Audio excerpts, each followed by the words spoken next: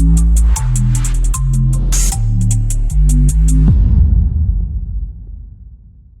Civil હોસ્પિટલમાં MBBS internship કરતા તબીબે કર્યો આપઘાત. સુરતમાં આપઘાતના બનાવમાં દિવસે ને દિવસે વધારો થઈ રહ્યો છે, ત્યારે સુરત નવી સિવિલ હોસ્પિટલમાં તબીબે આપઘાત કરી લેતા ચકચાર મચી જવા પામી છે. સિવિલ હોસ્પિટલમાં MBBS ઇન્ટર્નશિપ કરતા તબીબના આપઘાતથી તબીબી જગતમાં ઘેરા શોકની લાગણી જોવા મળી રહી છે.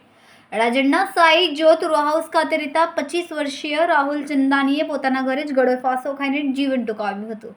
રાહુલે શા માટે આપઘાત કર્યો તે અંગે હાલ રહસ્ય સર્જાયું છે. રાહુલ ઘરે એકલો હતો તે દરમિયાન તેણે આપઘાત કરી લીધો હતો.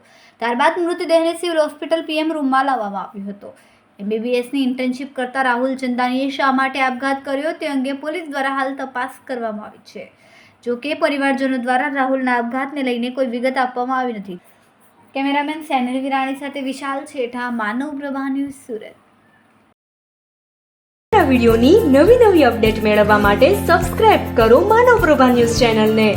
બેલ આઇકન ક્લિક કરો લેટેસ્ટ વિડિયો સૌથી પહેલા મેળવવા માટે.